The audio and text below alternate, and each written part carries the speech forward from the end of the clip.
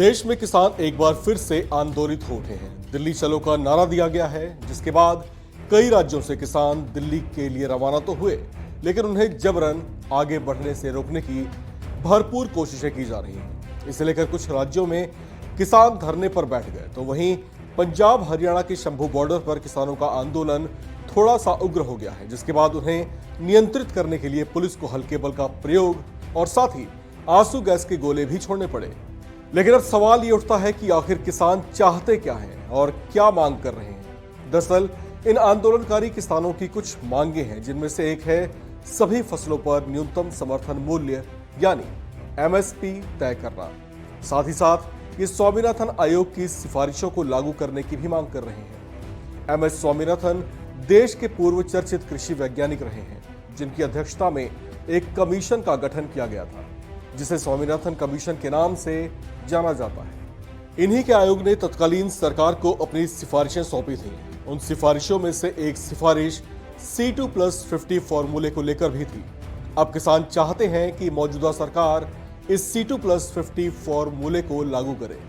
चलिए आपको बताते हैं कि आखिर ये फॉर्मूला है क्या, जिसकी मांग करते हुए किसान आंदोलित हो उठे हैं। हाल ही में भारत रत्न सम्मान के लिए एमएस स्वामीनाथन के नाम की भी घोषणा हुई है।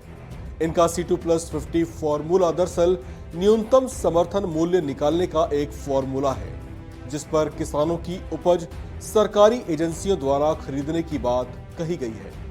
C2+50 फॉर्मूले की औसत लागत से 50% ज्यादा पैसे देने का फॉर्मूला है।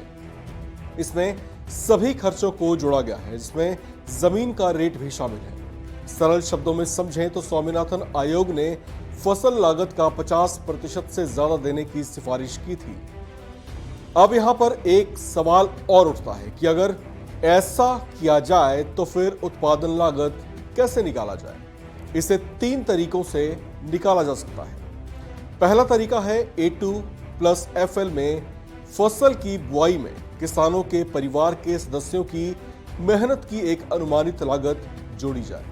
दूसरा तरीका है A2 में खाद, बीज, मजदूरी, ट्रैक्टर या बोरवेल के ईंधन आदि के खर्चे को भी शामिल किया जाए। जबकि तीसरा तरीका है फसल की बुआई में आने वाला बड़ा खर्च, जिसमें लीज पर ली गई जमीन का किराया और लिए गए ऋण आदि पर ब्याज भी शामिल रहेंगे। यानी तीसरे तरीके में बड़े खर्चों को शामिल किया गया है। स्वामीनाथन फॉर्मूले के तहत उन्होंने C2 की लागत में ही 50% और जोड़कर फसल पर एमएसपी तय करने की सिफारिश की थी। एमएसपी का मतलब होता है किसान को उसकी फसल का दाम इस कीमत से कम नहीं मिलेगा, चाहे बाजार में फसल का भाव गिरा ही क्यों ना हो। कृषि लागत और मूल्य आयोग फसलों की बुआई के समय लागत का अनुमान लगाकर कीमत तय करने की सिफारिश केंद्र सरकार से करता है। अभी किसान के खर्च पर कम से कम 50% मुनाफा जोड़कर एमएसपी तय की जाती है। अब सवाल यह है कि आखिर सरकार हर फसल पर एमएसपी क्यों नहीं दे देती और इसमें अड़चन आखिर है क्या।